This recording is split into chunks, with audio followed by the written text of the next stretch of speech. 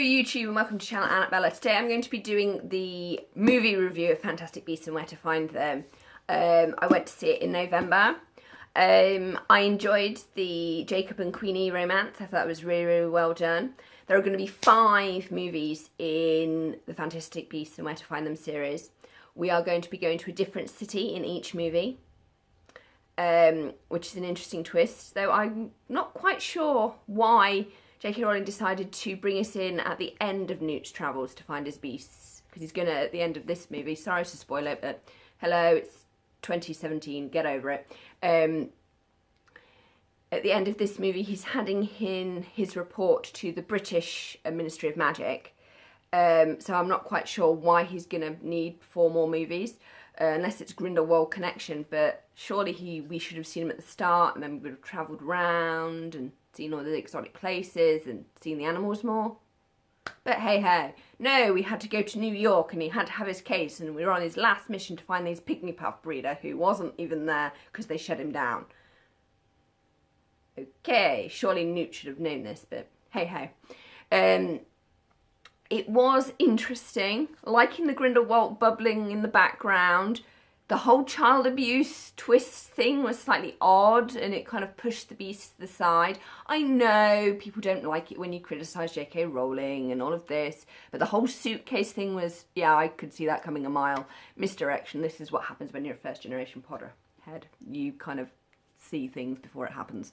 I love the fact that Newt is shy and awkward. I think that's great that we've got a character that is like that, because you don't get very many of those. It was a good familiar world. I would like to point, well, I do want to say, and I would like to point this out, that if you were a person who'd never seen any Harry Potter film, any of the 8 Harry Potter films, or even of the 7 Harry Potter books, or even heard of Harry Potter in any way, you wouldn't have been able to understand this film at all.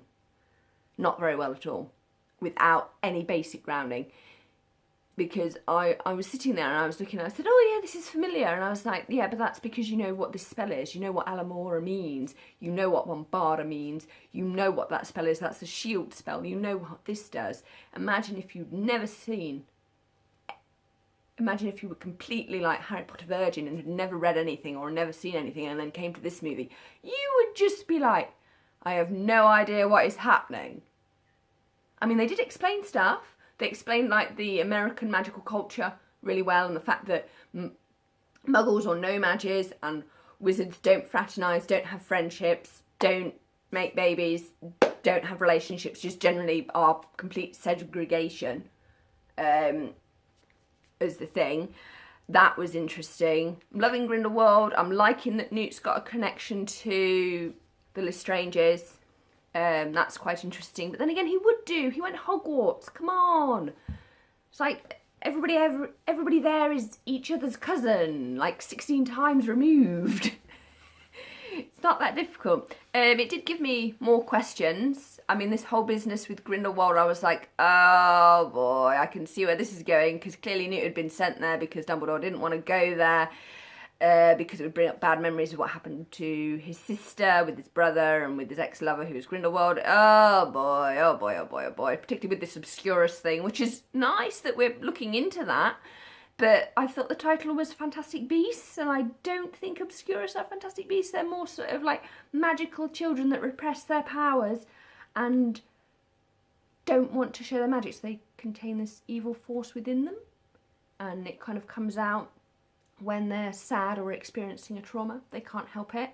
So this is quite interesting because you've got Credence, who clearly is one. Yeah, spoiler, woohoo! And did you see the bit at the end where like a little bit of him just fizzled off? So he's clearly not that he's going to come back. That's interesting in itself. I've got the big question. The big question is why did Lord Voldemort develop an Obscurus, and why did he become a regular wizard? I say regular wizard, yeah, with his wizarding powers, but he had more control over his powers from a very small child, so why did he not develop this Obscurus thing? That's an interesting question.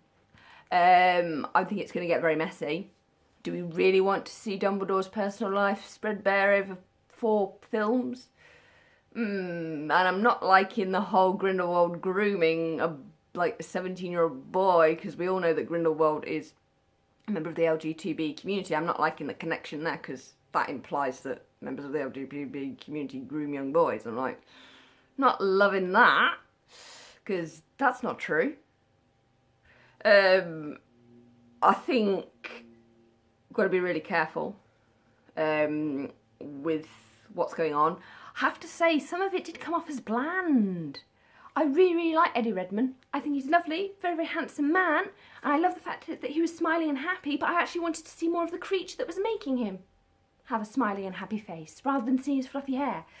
I know, you know, but it does say Fantastic Beasts and Where to Find Them, and Newt is supposed to be a magical zoologist, and we're supposed to be looking at, you know, these wonderful creatures.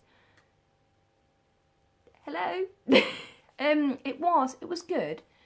Queenie and Jacob saved that film. I felt Madam President was dignified, respectful, lovely, but tad bland.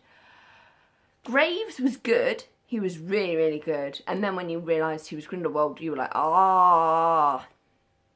So, yeah, there were some good twists and turns, but overall, it was bland. I'm hoping that the next one will be better. Tina, I understand why she was socially awkward and whatnot, and I appreciate that, but she was bland. Newt was good. Newt had little character, little Botak that lived with him, little pig. Ah, so cute.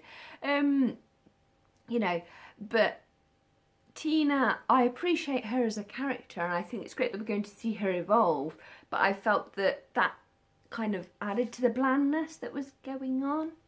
And the whole scene in the bar with the singing elf lady and the unicorn, I was just thinking, oh, we've gone to Star Wars. There was clearly some connections, like, oh, we're borrowing now.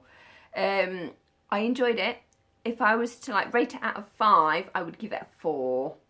And yeah, it was good. I think that the next one will hopefully sort of pull us more into the world. But then again, if we go into each different city, I think it's going to be new. It's sort of like, how can I expand the Wizarding World to every single country? Oh, let's go around and do a city tour. And I'm like, well, aren't we supposed to be looking at Fantastic Beasts and Where to Find Them?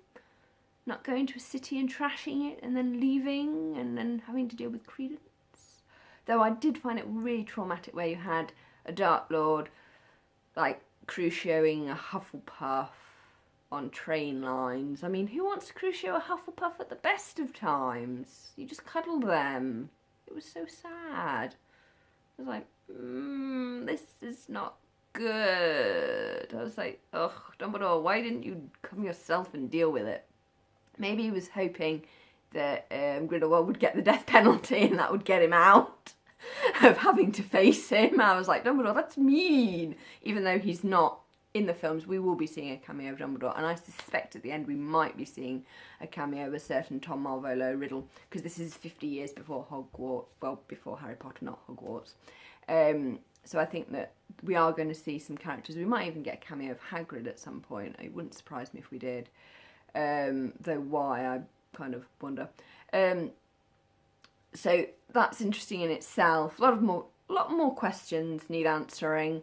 I have to say, Cursed Child, Fantastic Beasts, Where to Find Them. I prefer Cursed Child a lot more because it's more conclusive. It feels like a knot's been tied and Harry Potter's story has been like told. I feel like Fantastic Beasts and Where to Find Them is kind of like opening up and is going to explore more of Dumbledore, and I'm kind of like, do we really want that? Because where it could lead and where it could take us, I think that we could end up in a quagmire of moral complexities that isn't the 50 Shades of Grey, that is very, very dark and very, very grimy. And when you consider what we're going to be dealing with. Child abuse twist, yeah, very dark. But then again, J.K. Rowling is always dark. I've always admired her for tackling issues that are complicated. Whether this will be child friendly, I don't know. If it's going to continue to be. Personally, Fantastic Beasts and Where to Find Them, I'm going with 10 and up. Sorry. It just isn't like the first 3 Harry Potter books. It is basically Harry Potter for adults. which is interesting in itself. Hope you've enjoyed this review. Sorry if I've been too critical. Yeah, I know people don't like it when you criticise Rowling, but you know, hello, it's a work of fiction. Once it's out there, people are going to have an opinion on it. And not everything you write is going to be good or bad. But it's just my opinion. I found it a little bit bland. I enjoyed the world, I really, really do. But I kind of found, actually, can we just learn about the creatures now?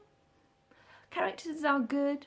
Newt was good. I loved it when we were in his little suitcase going around and looking at all the different things, and I was just thinking, what a wasted opportunity. We could have actually gone to these lands and found these creatures, and then he could have put them in the suitcase. And Grindelwald could have been attacking people in Europe, and we could have got like reports. And then we would have like ended up in New York as like the last place on our stop to try and find this pygmy puff thing. And then like some creatures escape, and then we find like Credence. But we didn't really have to like have a whole movie based in New York. We could have done more travelling. But hey ho, I mean, you know, Indiana, they did it in the Indiana Jones movies, go to different places. Why couldn't we have done that? It would have been good. But then again, maybe you wouldn't need 5 movies then. Maybe you only need like 3. Maybe they'd want to string it out a bit. But I don't know. So please like, comment and subscribe, and I hope you enjoyed this review.